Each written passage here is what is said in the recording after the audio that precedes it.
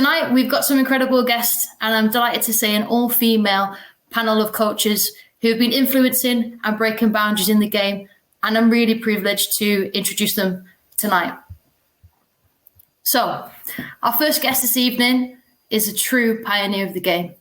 This person's been a huge influence in the women's game in England and was one of the first women to achieve the UEFA Pro licence. She also is managing in the Women's Super League with Brighton Women, and I'm delighted to welcome Hope Powell, CBE, to tonight's webinar. Hope, thank you for being part of tonight. Our second guest is currently working at Arsenal Boys Academy, having spent many years coaching in the south of England. She again is one only of few female coaches working in the male professional game, which I know firsthand is an incredible achievement in itself. This person has also spent some time coaching at Arsenal Girls Academy and is a great role model to all coaches. Please welcome Coreen Brown. Great to have you on tonight. Thank you, Sarah. Our final guest has been a huge advocate for the female game, dedicating many years to influencing and developing young and senior players across the Midlands. This person's recently been in a role delivering on women's national camps with England and has also been a technical director at RTC and is still only 29 years old. She currently now coaches with Stoke Women's first team in Tier 3 of the Women's Pyramid, and again is one of only few female head coaches in that league. Absolutely delighted to welcome Alena Moulton. Thank you, Sarah. Okay, so I'm really looking forward to tonight. I'm really looking forward to learning and getting some insight from these coaches. I hope you are too. Please familiarise yourself with the chat box. So if you have any questions or comments, please feel free to throw those in there, as we will be having a Q&A session at halftime of this webinar. So let's get started. Butch, over to you. Thank you so much, Sarah. Just a quick check-in to see if we've got everyone on. Hopefully Hope is with us as well. Hope, can you hear us? I think she might have just jumped out. I'm sure she'll come back in at some point in time. Oh, the beauty of a live broadcast, eh? We've still got two of the three so far. So Coreen and Alena, very, very good to hear from you again. Hope you're well, and I hope you're keeping well in this incredible time that we're in at the moment. I wanted to kick off to say, first of all, okay, Black History Month. What does it mean to us, Coreen? If I started off with you first of all, how do you?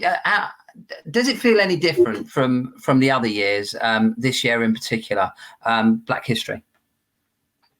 I think because of events that happened over summer, unfortunate events in the USA, there seems to be a lot of individuals, a lot of groups, a lot of organisations who have used it as, if you like, want for a better word, opportunity to really steer the conversation of supporting Black people move forward in football, in society, in a positive way.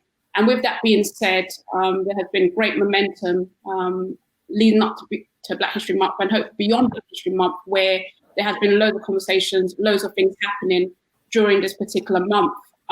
So does it feel different? I can only obviously talk from my perspective, but yes, it does. And I think that's because of the type of year that we've had.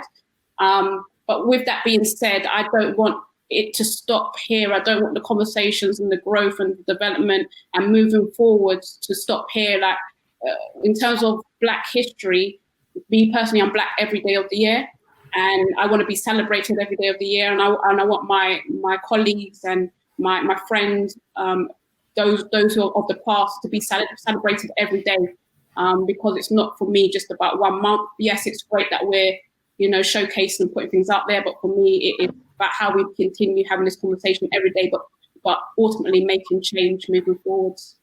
Thank you, Coreen.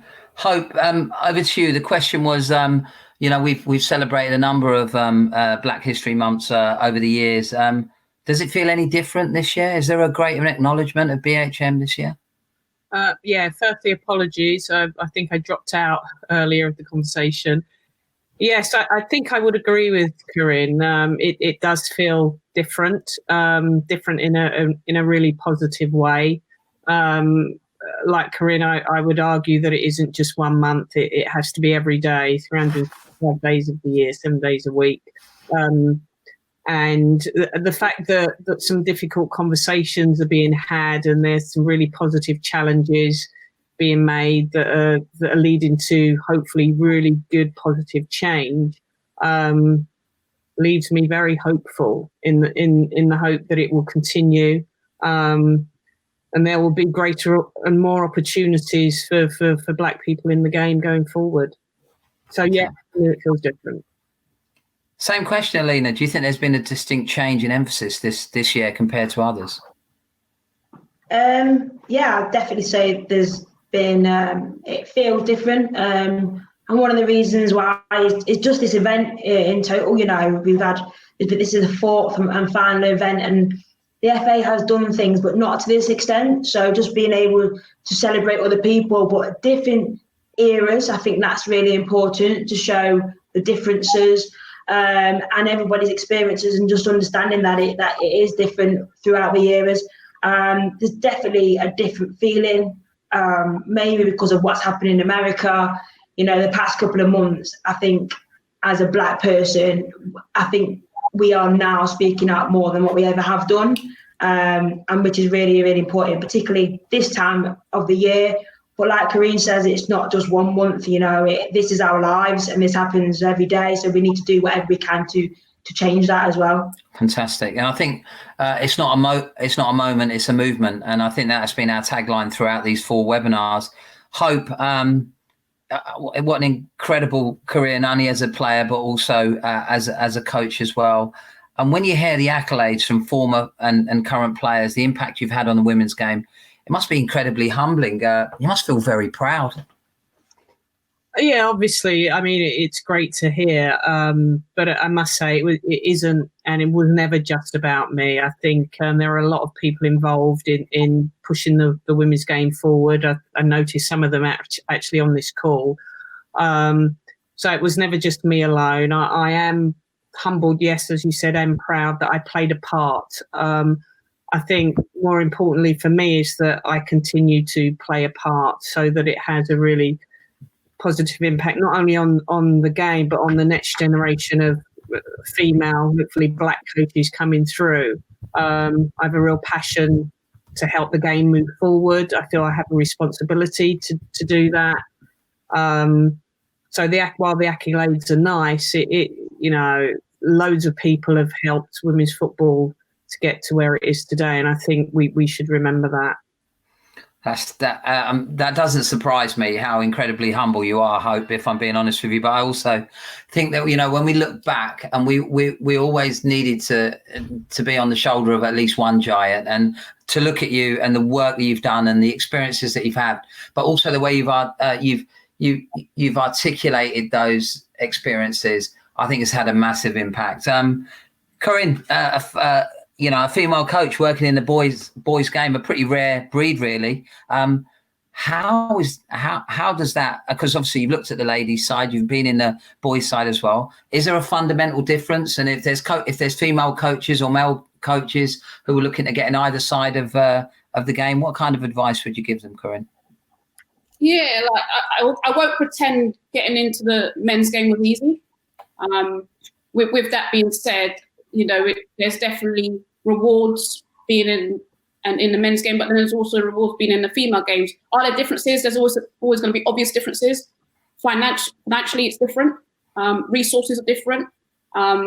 Just in terms of the type of game, and at sometimes where the boys and girls they play different types of games at times. So yes, there's always going to be differences. But for me, it's about the coach and the experience that you give a young person, regardless of resources, regardless of environment. What sort of experience are you giving that young person? Are you giving them that best experience, regardless of their gender? Are you giving them that best experience possible? In terms of sort of me getting into the boys' game and, you know, giving advice and inspiring others, for me, my personal journey was recognizing that there were some placements out there, and using that particular network to navigate an opportunity within the boys' game. not necessarily as part of the scheme itself, because I chose not to jump in any scheme, but I chose my pathway was doing volunteering initially. And through that pathway, I backed myself. I was confident. I had self-belief. I knew my worth. I knew my value. And I said, I put my foot in that door and I put myself forward. And I said, I feel like I can do a good job and I can add value to this environment. So with that being said, I done exactly that. And 5 years later, I'm still with the Arsenal Youth Academy, sort of demonstrating what I can do and what I can bring to that environment, despite my gender, despite my colour. It's about, the value that I can bring. So for me, advice I would give is, yes, understand your networks and understand the opportunities that are out there, but ensure that you're confident and you bring your best self to them environments. Ensure that you've got self-belief in what you can go out there and achieve when you're in them environments, because it's not always easy. And with that being said, it's about being able to challenge yourself and then challenge the environments that you're in to break through ceilings and change culture and try and change things moving forward and make them better for the future. That's brilliant, Coreen. It's live. We've got a number of people who are going to get some questions in the second half of the show as well. Just to say, it is a game of two halves. So the first half will be questions from myself to the panel, and then we're going to have a 10-minute break in which you guys can take 10 minutes off, and then we'll have the FA talking a little bit about the initiatives they have, and then around 20-7 we come back in, and then it'll be a live Q&A with people on the call as well. But I notice there's a few on the call. Big thank you. I noticed Colin King, the legend that is Colin, says a big hello to you, Hope, and says thank you so much for supporting BACA and the Women's Mentoring Programme of 2003. Just goes to show how far this support goes back. There's a number of people who'd asked a lot of questions. What I would say is, if you can hold off until the second half, we'll try and get through as many as we can. Alena, first team coach at Stoke City, leadership position. First of all, how have you found it? Well, it was a bit of a tough time, really. I think anyone that went into a new role during COVID was, never experienced anything like that. So trying to pull a team together, re-establish some new values and build on the playing style from last season was really important and really hard. And we had a tough start to the season. We picked up some results and not played as well as what we should have, but now we're starting to. So yeah, I've learned a lot, and it's been hard. It's been difficult, but the team around you is really, really important. So I'm grateful for all the staff that I've got that remind me of the little things that we have to do a little bit better. But it's been hard. It's been difficult. So I hope, the mentoring that you do anyway, I mean, it seems such an obvious one, really, with these young ladies working their way through the game and with the experiences that you have. Do you do a load of that with lots of coaches? How does that work for you around mentoring with your tight timetable that you have as well? I try and do it as often or where I can. I do it for FIFA. I do it for UEFA. Hopefully, I'm going to be doing it with some English coaches. Hopefully, Coreen and Alena fall into that bracket. I think it's really important that you share the experiences. So certainly for me, the next generation of young female coaches coming through are good enough to help develop the next future England player. And they get an opportunity to be able to stay in the game. I think Coreen said she's working in the boys' game. It's hard enough just getting into the game as a coach, let alone getting into the boys' game. So any help and advice I can give through mentoring, guidance, I'll happily do, because I recognise how challenging it is to get in this environment and, more importantly, stay in it. So where I can, I give up my time to help, really. That's and we'll continue to do so. Fantastic. We've got some polls going. We've got a poll for what region you currently coach in. And I noticed that right now, 21% from the Northwest, same from the East Midlands. I'm a little surprised there's only 40% from the southeast with Hope on the line. Come on, Brighton, all those people out there. Also, looking at the poll for levels of coaches that we've got, 19% UEFA A, 11% UEFA B, 24% level 2, and even 5% are unqualified, and 0% on the playmaker. Really need to push out the playmaker there as well for those who are just looking to start their journey as well. On the same questions, but actually, I want to move on a little bit. Big week for women's football, Hope. The game against Germany cancelled. However, the new launch of the 4-year strategy titled Inspiring Positive Change, pledging to create a sustainable future for women's girls football in England. 4-year plan. For me, the key words are sustainable future. We'll go on to a question around that in a minute. Total of 8 key transformational objectives in the next 4 years. What I wanted to ask you, Hope, was the coaching objective, which is, and I quote, support the development of exceptional coaches at every level of the game who are representative of our society. Thoughts on that objective? Yeah, it's really important, I think, representative of our society. So certainly, I live in London, very multicultural, cosmopolitan, and I think if you look at the game, just have to look at the men's game, and the representation on the pitch doesn't quite translate to off the pitch. And I think the women's game's got a real opportunity to, do things that are representative of the game and on and off the pitch. Although I must say we're seeing numbers dwindle on the pitch. So I think there's a responsibility. The FA have a huge responsibility. And the fact that it's written in black and white, hopefully those key objectives will come to life. But really, really important.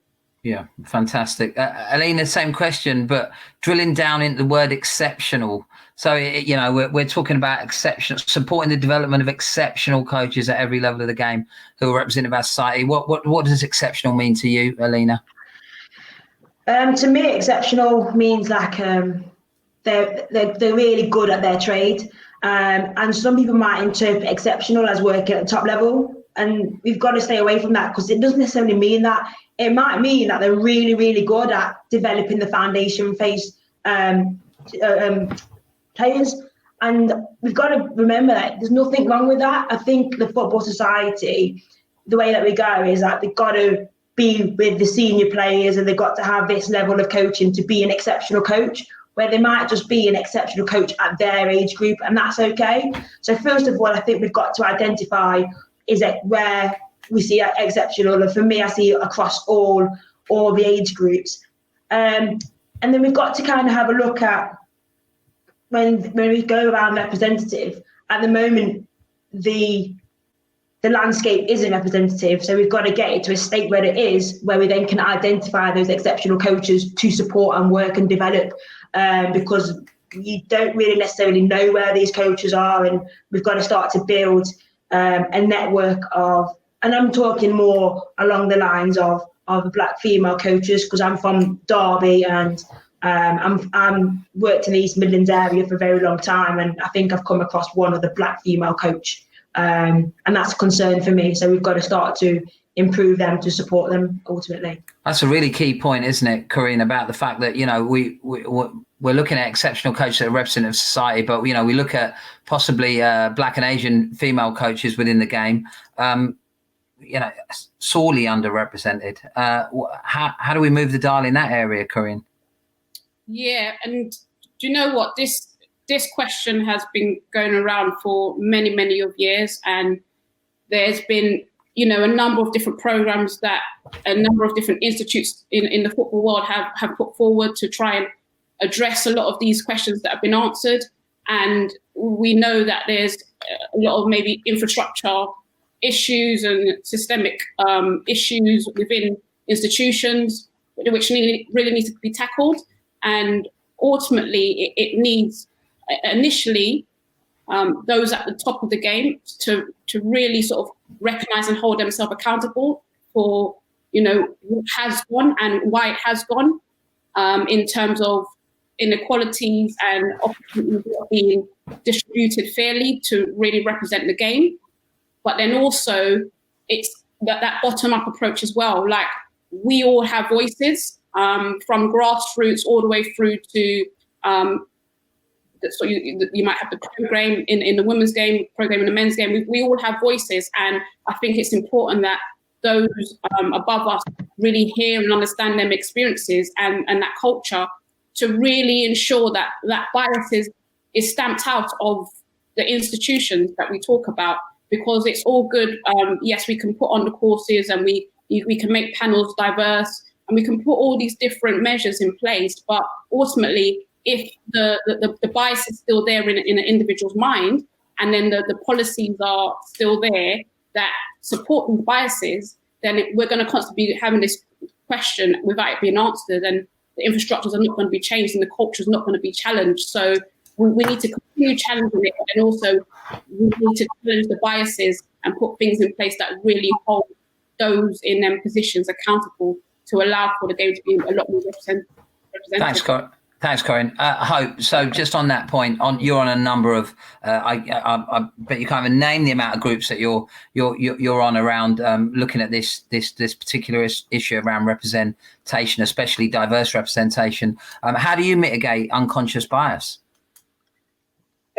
I think quite often you have to have a difficult conversation and be prepared to have the difficult conversation and ensure that people listen to those difficult conversations. Because unless you challenge, as Coreen said, unless you make people aware of the biases that they are so evidently displaying, but perhaps are not owning it, then nothing will change. So I think for us as Black people, I would say don't be afraid to have those conversations. And if you are a decision maker, be prepared to listen to those difficult conversations, because unless you do that, you'll always assume that everything's okay. So you got to have the conversation. And then I think it's the decision makers for me is, I think Coreen alluded to it, so many schemes, so many placements, so many BAME initiatives, so many initiatives, but it's about action in words and opportunities after that. Because talk, for me, we've been here for years. So it's more now for me, it's about action. Brilliant. Action in words and opportunities is coming clearly, absolutely coming through nice and clear. Coreen, progress, what do you think it looks like in 4 years, Coreen, at the end of this 4-year program around inspiring positive change? Yeah, and the 4-year strategy obviously outlines clearly like what they see as success and what they see as moving the game forward, and there's always going to be targets linked to that. So one of the obvious answers would be, okay, they're going to be more representation from Black females on all levels, whether that be participating, whether that be coaching, whether that be in senior leadership roles. So that's sort of an obvious answer. But I think that maybe the less obvious answer is about, well, in actual fact, how we move the dial in terms of really changing the culture and really challenging some of the, the infrastructures and the biases that are stopping us from having more participation, whether from a play-in, coaching, leadership standpoint. That's really key for me in terms of breaking down some of them issues around the biases, conscious and unconscious, the infrastructure that puts people in boxes, it marginalizes individuals. That's the real change for me. Like, it's about being able to understand who you're working with, believe in who you're working with, and give them the opportunity rather than buying into stereotypes and not giving those the opportunity that they probably deserve, or at least getting through the door to display the qualities that they do have. Thank you. Hope, I'm going to quote another part of the vision, which is crucial to the vision is more England qualified players and world-class players within the system will be a well signposted, inclusive and accessible club player pathway. I know in the past when we've spoken, you've talked about the pathway currently attracts a certain type of player and demographic. Mm-hmm. Would that be fair? And this feels like a step change and an acknowledgement of possibly the teams currently being of one demographic. Yeah, well, I think if you look at England youth teams, I would argue that certainly the it's not representative of society. Say there are fewer and fewer black people, to my knowledge, coming through. So the talent is picked up. The young talent is picked up in the RTCs. Those RTCs are not easily accessible for all. So we've got Chelsea, Arsenal. Their RTCs are not in London. They're on the outskirts of London, Cobham, Hertfordshire, which means, inner city kids, it's a struggle for them to get there. Brighton's the same example. We're right down by the coast. All the kids, all their parents, the only way they can get there is to get their parents to drive. So it's not readily accessible necessarily for the most talented inner city kids. And until that changes, we're never going to see black young talent coming through, because the only way they get selected is through the RTC centres at the moment. So that's definitely got to change. I believe the FA are looking at that, doing some work around location and where centres might be placed in the future. And that's a really important piece of work. But then once the work's done, it's got to be actioned. Fantastic. It's got to be actioned. Yeah, brilliant. Thank you, Hope. And I think what's coming through there is that if we do get the players, the diverse players through, then we might even get the diverse coaches through as well. Alena, I want to come to you. Another question on the strategy. Steph Houghton said, and I quote, "This new strategy will help provide opportunities for women and girls of all ages, abilities and backgrounds to fall in love with football." Sounds like a fantastic vision. What part do you think you can play in all of this, Alena? For me, it's around having those difficult conversations. I'm in a fortunate position, and although I'm at Stoke, it's not the same as when I was at Forest and having those difficult conversations, just because demographically it's different. But being comfortable to challenge and those biases that people do have, I feel like it's probably I have a duty to do that, because if it's not me, then who is it? And I've got to do those things. Just to kind of echo what Coreen said with regards to the unconscious biases that people have. As for me as well, for the FA as well, it's just to make sure that the culture is right. So although these people are coming through, can we be authentic in those environments? And can we create environments that are going to be accepting of all cultures and not portray certain, we're looking for certain types of behaviours. And if that person doesn't fit that behaviour, they can't access our programme. And that can exclude quite a lot of players. So challenging those people that have those thoughts of, even things like the lioness's behaviours. Does that mean if I don't portray a certain behaviour that I'm not proud to wear the badge? I'd probably argue not. So for me, it's changing those perceptions as well, and making sure that, one, the coaches can be authentic, but also the players can bring their more authentic selves without feeling suppressed or oppressed or judged in any way. Hope, fantastic story that you shared with us last time on a webinar around your identity when you was with England, and the importance of understanding that of who you are. Do you mind? What was the locks? The dreadlocks. Yeah. Yeah. I decided when I was at the FA consciously to grow my locks. I guess to make a statement. I am here and I am real.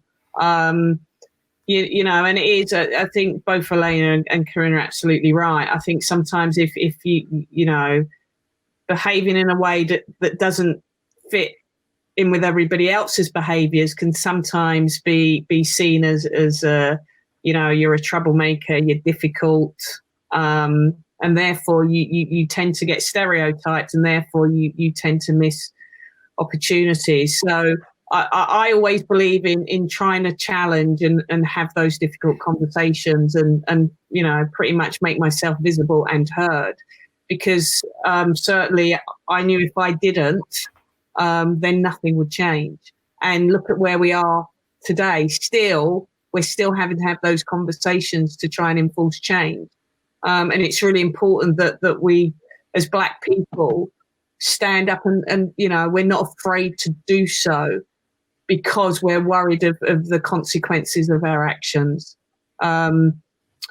So I think that, the decision makers, the people who are in positions of power, have to recognise that we should be allowed to speak and challenge freely without there being, negative consequences to that. And hence I guess, the dreadlocks was just a statement. And that's what a high performing culture is, isn't it? The opportunity to actually challenge. And Coreen. So I'm just, you'd like of course. to think so. That's right. You should be able to challenge freely, but I can absolutely guarantee that some people probably wouldn't because they're a bit worried about consequences. Yeah, it's interesting. Coreen, talking about powerful people, Baroness Sue Campbell quoted as saying, our new 4-year strategy is based on understanding individuals' motivation to play, for learning, for recreation, for competition, and also for success. Pardon the pun, but it does sound like a plan. Your thoughts on the approach? Yeah, understanding individual's motivation, yes. As a plan, as an approach, yes. That makes perfect sense. For me, it goes deeper than that. So yes, it's important to understand a person's motivation, but do we understand? And I think both Alena and Hope, definitely spoke on it. Do we understand the person? Do we understand what they need in that particular environment, whether they're referee, whether they're coaching? Do we understand some of them? Do we understand what barriers are put in place because we're not looking at that individual and what that individual needs? So the motivation, definitely, yes, we need to understand that, but we need to understand that the individuals are different, the different cultures. And if we're talking here in Black History Month, the Black culture, and I appreciate the Black culture is broken down into so many different other cultures. There's many different Black cultures within that. And it's about, yes, being able to be accepted for just being authentic, just being you, bringing your best self forward. It's being able to feel comfortable with that. It's being able to feel like there are no consequences, like Hope said. And that's the environment that ultimately we want to be created. And hopefully through the women's strategy, hopefully the powers that be recognise, yes, let's understand the motivation, but then let's understand some of the other stuff that surround that as well, because it's more than just the motivation of that individual. There's so many experiences and background and culture that comes out of that as well. Yeah, it's recognising those stories, and we can talk about it all the time. The numbers and the stats will move you to a certain place, but the story and the narrative is actually what changes behaviour. Polls are still being used. So anyone who hasn't put their actually registered on the poll yet, we're still looking at what qualification you've got and also what area you're from. Final words on the inspiring positive change. Hope I'm going to come to you with the final words around the strategy. Keywords being sustainable growth. So how do we achieve sustainable growth? What does that even mean? Yeah, good. Myself personally, I think that it's a case of understanding where we currently are, but how do we sustain what we've got currently, and how do we then continue to keep moving the dial in that area? I'm assuming it would be more. Yeah, I think it's the sustainable growth. I'm assuming it's around the opportunity for players to play, sustainable growth around the opportunity for individuals to become qualified and then apply their trade into coaching. It is about, I think, investment certainly is one. It's about opportunity is another. And I think just the actioning of words, the actioning of strategy, action, the promises that have been made have got to be actioned, in my opinion. And it is about opportunities on the field and off the field. And certainly for Black people, underrepresented people, to add more diversity, that it is about opportunities and recognising the talent of others that perhaps don't sound and look like you.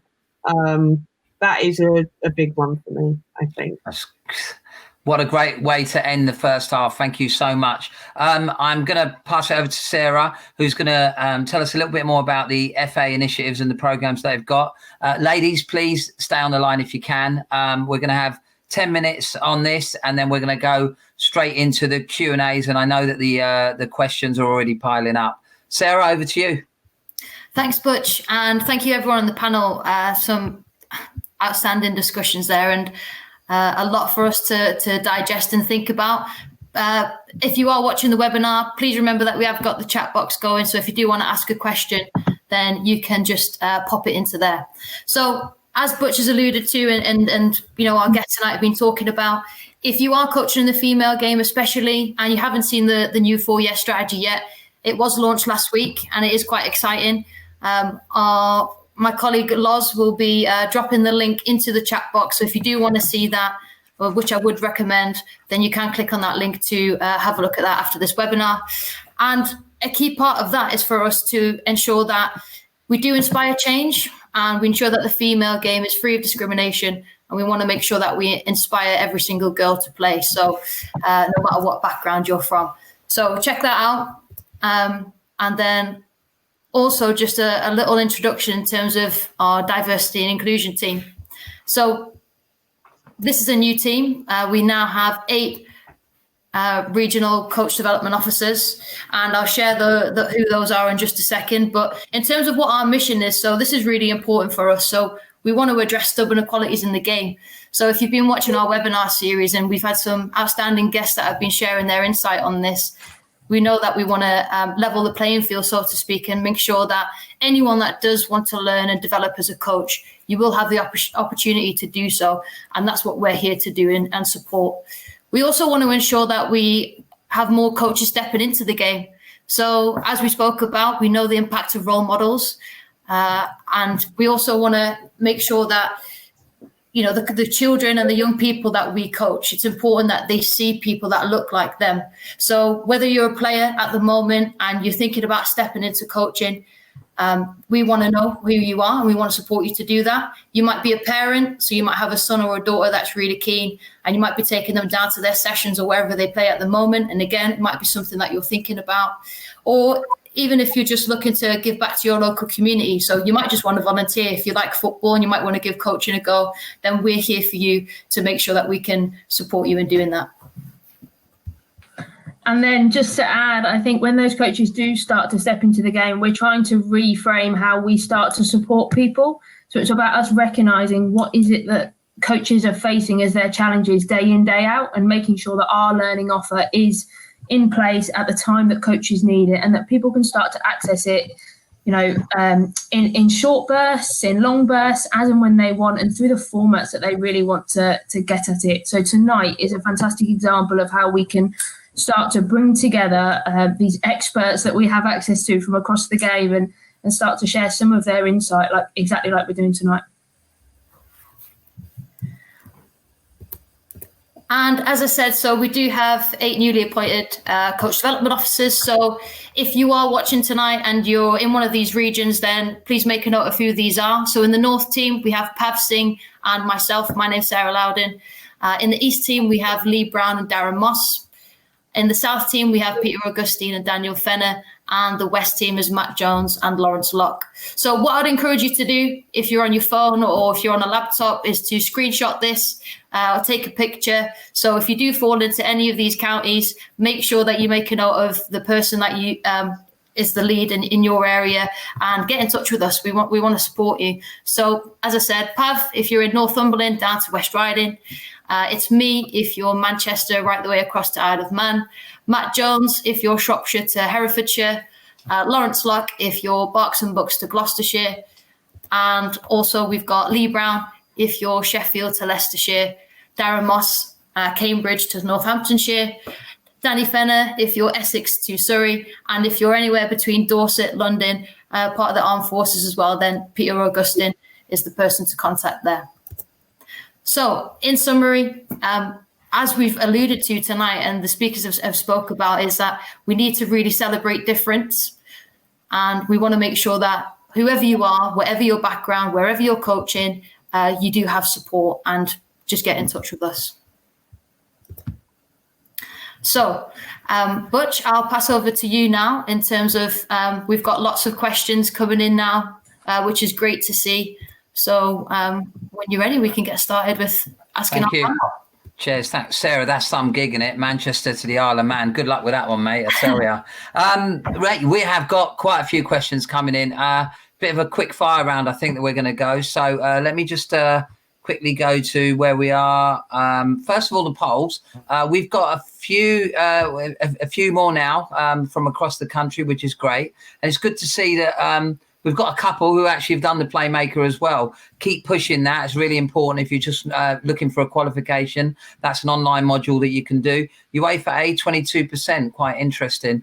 Right. I'm just going to go across to the questions themselves. I'm just having a look at the first one. Yeah. So we got one from Shagan. I apologise, Shagan, if I've got that name wrong. Hope, first one to you. I'd like to ask, how do you keep yourself motivated?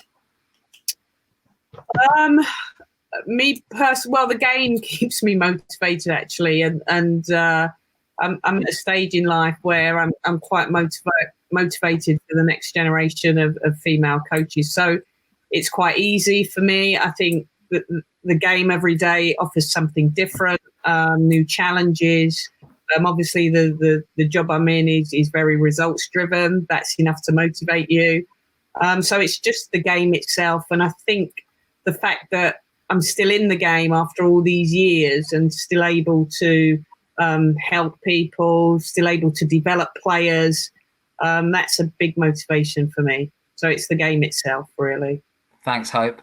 One for you, Coreen. Could grassroots girls football grow to be the size of boys? And if so, what would the time frame be? That's a tough question, isn't it? Is it Joe? Joe wants a time frame as well. Cheers, Joe. We'll send that over to you. Over to you, Coreen. Good luck with that one. I'll start with the hard bit first. In terms of time frame, reality of it is we're a long way off that, I believe. But with that being said, there is a lot of work going on in the background. We're talking that in schools, so trying to get more girls in schools. There's programs like the Wildcat programs out there in the communities, getting sort of professional football clubs to do more in the community as well, surrounding girls football and participation. So there is a lot of hard work happening out there in different forums and different places to try and get the game to really, really grow. I think with that then being said, resources need to be supported in terms of funding, in terms of facilities, and clubs, even grassroots clubs that already have a good infrastructure for the boys' game will benefit from also having a good infrastructure for the girls' game as well. So really trying to sort of marry up the opportunity and give more opportunities to females as well if they've got an infrastructure already there for the boys.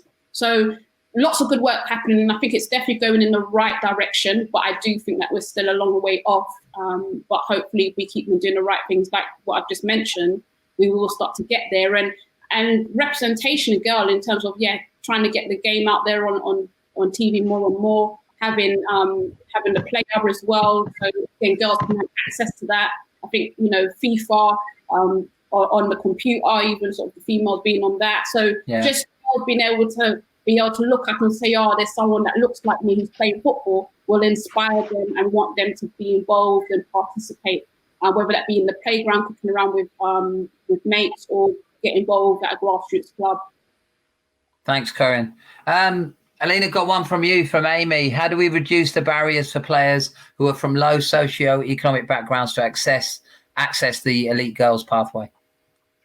I think Hope mentioned it earlier with regards to the location. That's a massive issue as well, and also the amount of times that girls are training. I think even when I was part of it and I was in the pathway, both my parents drive, both of them have got cars, but it was even difficult for them to potentially get me to the games and training because my brother was in academy football as well.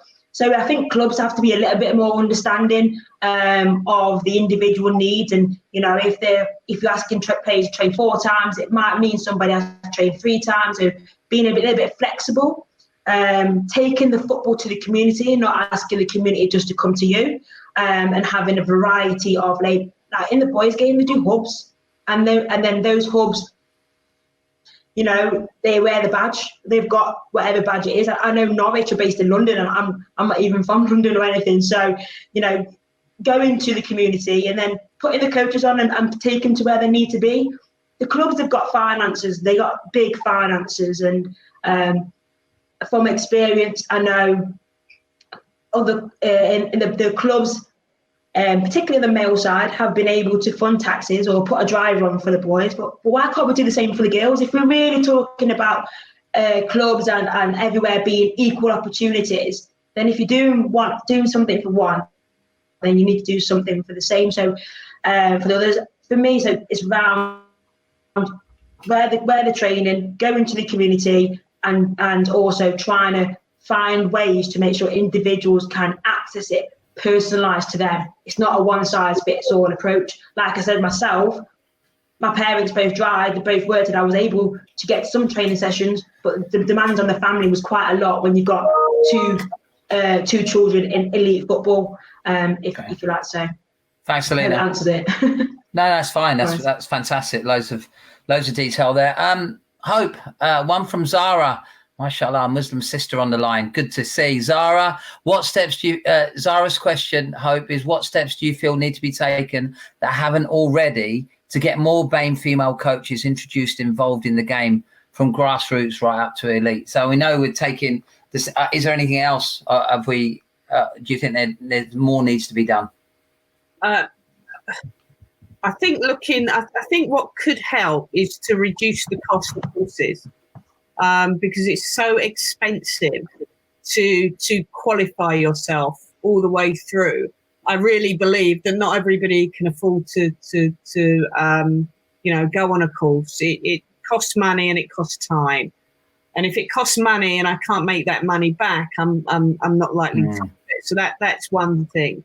I think number two, opportunities for new coaches to come into the game, to experience it through volunteering and having an easy route to be able to do that, you know, and established clubs perhaps having a scheme to allow coaches to volunteer to get some experience, so that when they go on their journey, they feel more confident doing the qualification. I think so volunteering, mentoring, young coaches through. Yeah. So there's all these things we've already mentioned that I really think could help, from a grassroots coach to navigate their way all the way through. But the cost of the qualifications, in my opinion, need to be looked at. Certainly the higher up you go, an A licence is not cheap. If I'm working full time and I want to go into coaching, and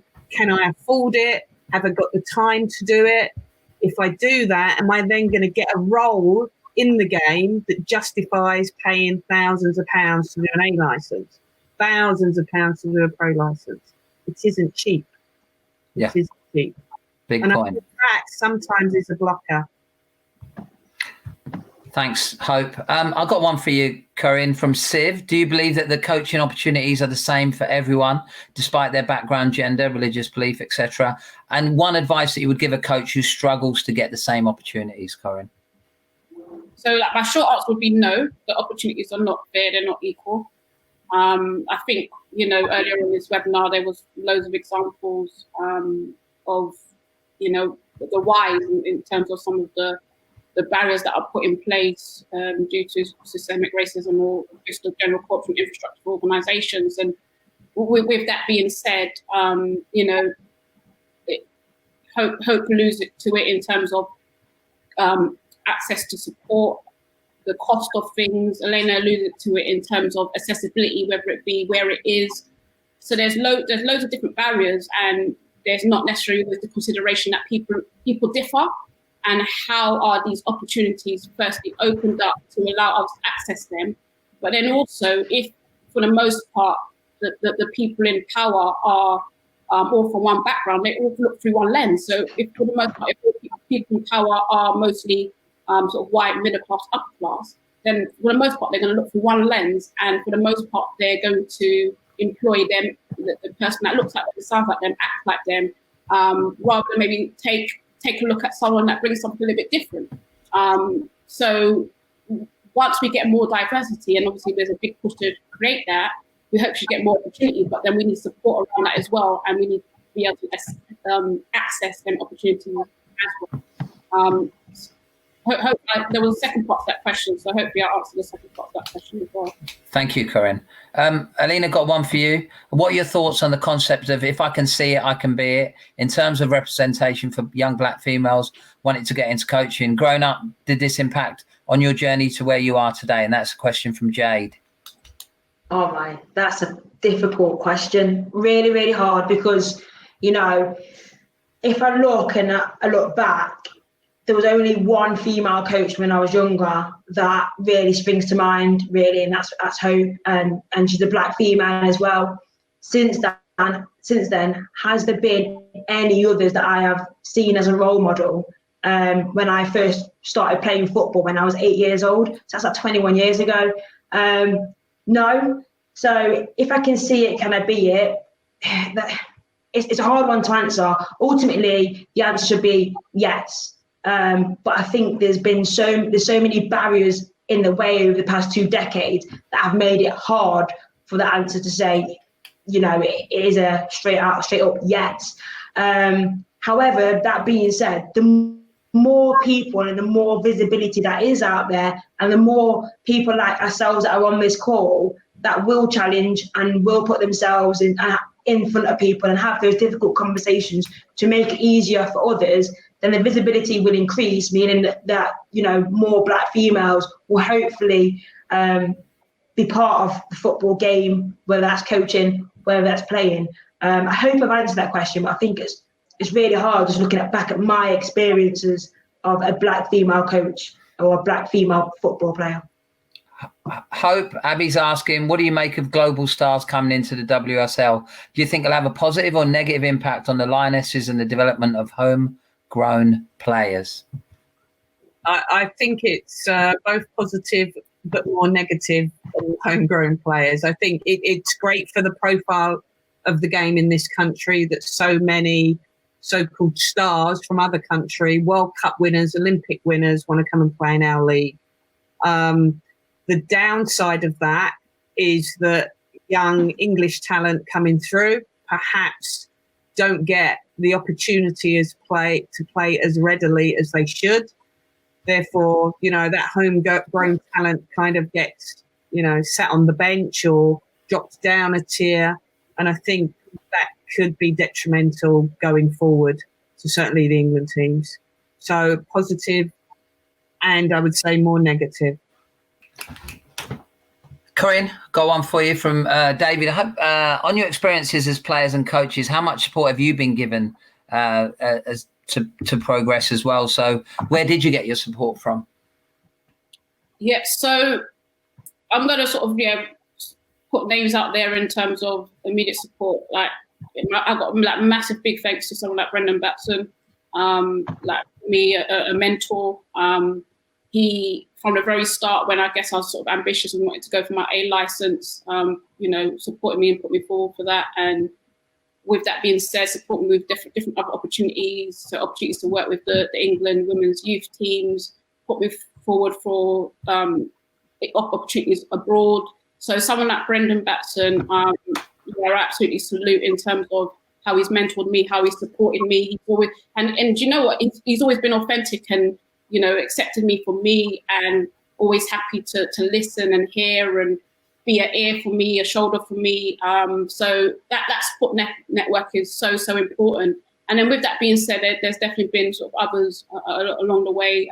Paul Davis has been great for me as well, and supporting me with different opportunities, or just been, again, an ear or someone I can speak to and bounce off of if I've got a question or I'm not sure about something. So for me, that support network is massive. And it's not necessarily about a support network to give you something. It's someone to bounce off of, or someone to get advice from, or someone to hear, you know, different experiences from is really, really important. And then I have been, you know, fortunate to take advantage of some of the FA's different courses or funding or placements. I've jumped on them, but it's important for me, whilst I've jumped on them, I need to put my best self forward. I need to be authentic in that environment, and I need to challenge anything in that environment that doesn't sit right with me. So that it was important for me. Anytime I step through the door, based on a placement as an example, I'm still 100% me, and I'm able to put value forward. I'm able to put something different forward to demonstrate, actually, do you know what? We can move the game forward together. Diversity is important to help us move the game forward together. Hope, I want to ask you the same question around what kind of support did you have when you first started? I mean, with... Yeah, I think it's really, really important if you're going on a coaching journey to have that mentor, that somebody that can listen, that somebody that's got more experience than you. It doesn't have to be necessarily in football. It can be somebody out of football that understands about, leadership and, helping others develop. It doesn't necessarily have to be someone in football. I was very fortunate that I had one guy who coached me from the age of 11, supported me all the way through my coaching journey, supported me through when I got the England job. I had nobody else, the same person that I've had for most of my life and still mentors me today. Able to bounce ideas off, understood about leadership more than I did. And I had that one person. Had I not, I think it's really important and crucial that there's always somebody. The more you can have, great. But my recommendation is that you find that one person who is a good listener, that understands you as a person, and that can give you some honest feedback, and make you really look at yourself and challenge yourself to be better. So yes, I had somebody. I've got one more from you, Alena. Andrew Smith asks, the biggest gap is the pathway to ladies. Big drop off in hearts from under 16 to 18 ladies. What do you think the leagues can do? It's hard because there's so many different things that you can get enticed into. I think we've got to look at the universities, those leagues and those teams that are there. And not so long ago, the university teams used to be really, really good. I'd say that the standard of the play has probably dropped down a little bit. But my advice would be, can we get links in with the universities to support the players to go there and then for them to continue their football rather than just drop out?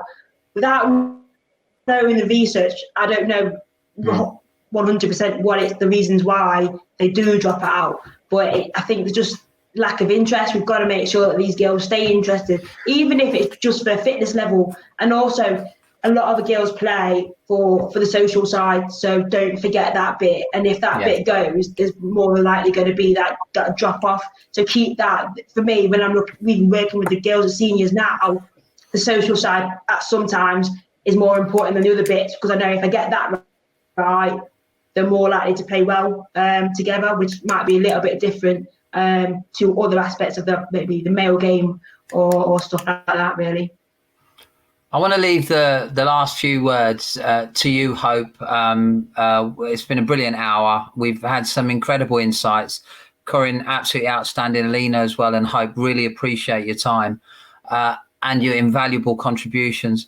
Hope, if you had to do a commentary 5 years from now on the state of on the state of female football, 5 years from now, what do you think you'd be saying? I think that every young girl's dream is a reality. It's real. A clear and positive pathway